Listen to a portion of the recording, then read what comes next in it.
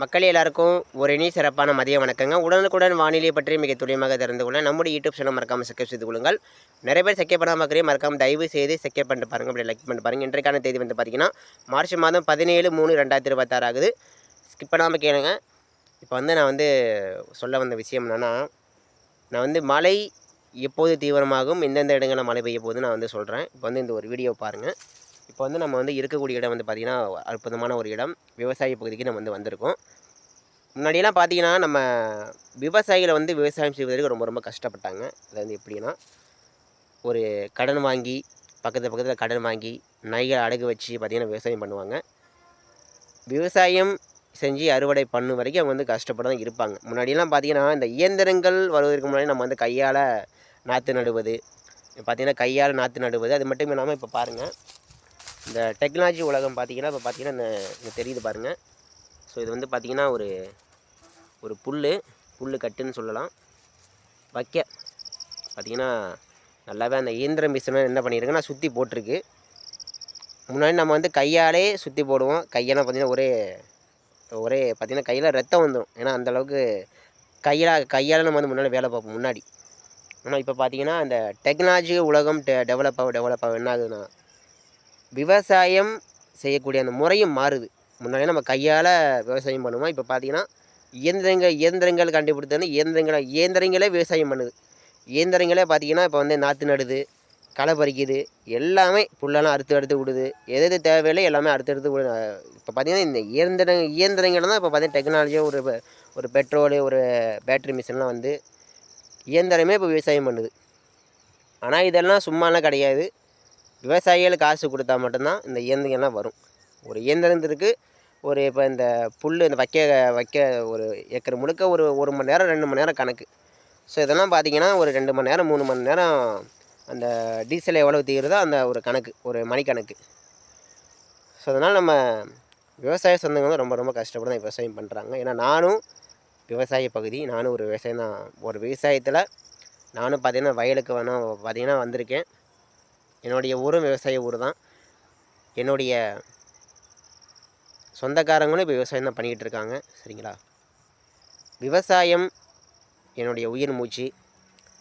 விவசாயத்தை தயவு செய்து நம்ம விவசாய சொந்தங்கள் கை விட்டுறாதீங்க ஒருபோதும். வறட்சி ஏற்படும், மழை இருக்காது.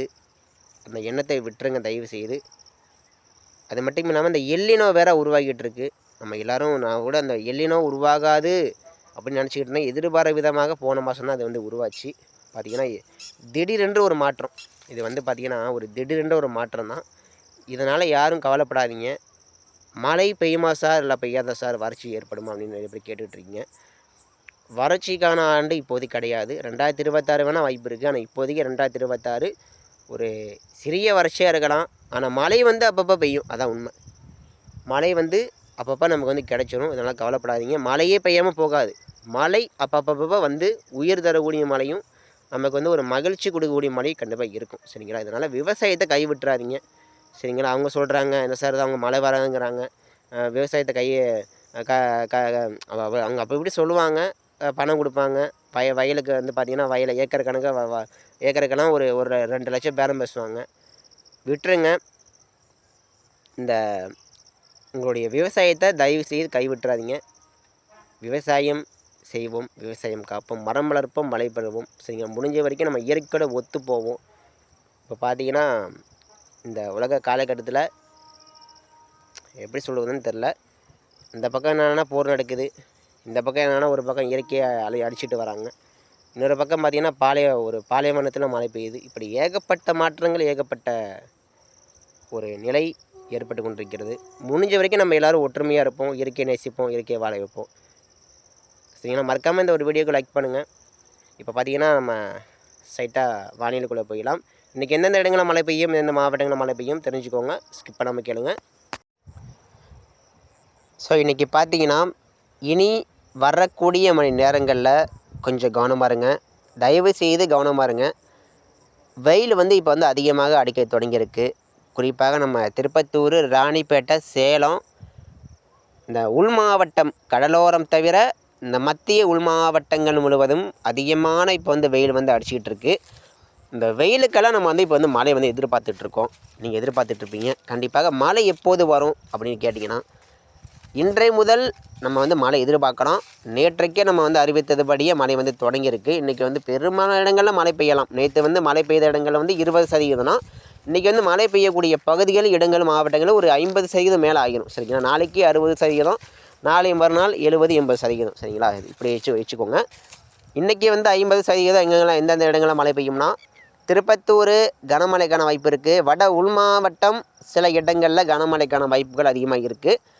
அதே போல் நம்ம டெல்டா மாவட்டத்தில் வந்து ஒரு சில இடங்களில் கனமழைக்கான வாய்ப்பு இருக்குது. தஞ்சாவூர், கும்பகோணம், மன்னார்குடி மழை மேகம் வேணால் உருவாகலாம். சரிங்களா? மதியானம் ஒரு 4, ஒரு 3:30 மணி, ஒரு 5 மணிக்குள்ளே டெல்டாவில் ஒரு சில இடங்களில் மழை மேகம் உருவாகி மழை கொடுக்கலாம் ஒரு வாய்ப்பாக இருக்குது. ஆனால் பெரும்பாலும் மழைக்கான வாய்ப்பு அதிகமான இடங்கள் பார்த்திங்கன்னா மதுரை, மணப்பாறை, திண்டுக்கல், ஸ்ரீவில்லிபுத்தூர், ராஜபாளையம், தென்காசி, சிவகாசி, தென் மாவட்டம் உள்பகுதிகளில் கண்டிப்பாக மழை இருக்கும். இன்றைக்கி கவனமாக இருங்க. இன்று மாலை முதல் மதியானம் ஒரு 3 மணிக்கு மேலே வந்து மழை மேகம் உருவாக தொடங்கும். பிறகு 4 மணிக்கு மேலே கடல் காற்று நுழைய அந்த மழை மேகம் தீவிரமாகி சற்று பரவலான மழை கொடுப்பதற்கும் நீங்கள் வந்து வாய்ப்பு இருக்குது. கவனமாக இருங்க.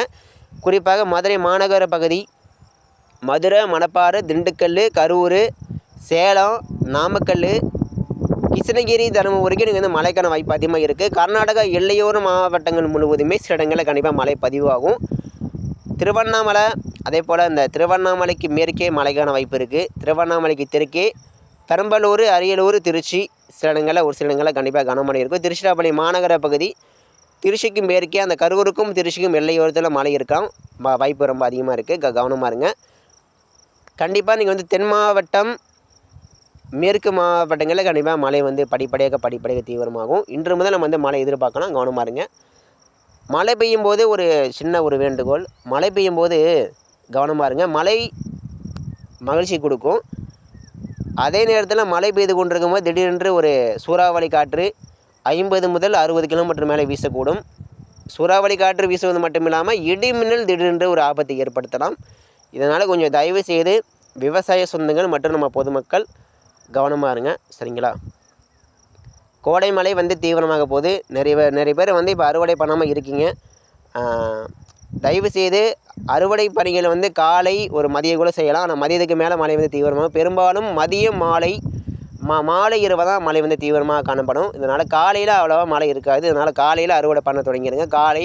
காலை ஒரு 6 மணிக்கு அறுவடை பண்ணிங்கன்னா ஒரு 3 மணிக்குள்ளே முடிச்சிடுங்க. ஏன்னா 3 மணிக்கு மேலே வந்து 2:30 மணிக்கே மழை தீவிரமாகலாம். சரிங்களா? கவனமாக இருங்க.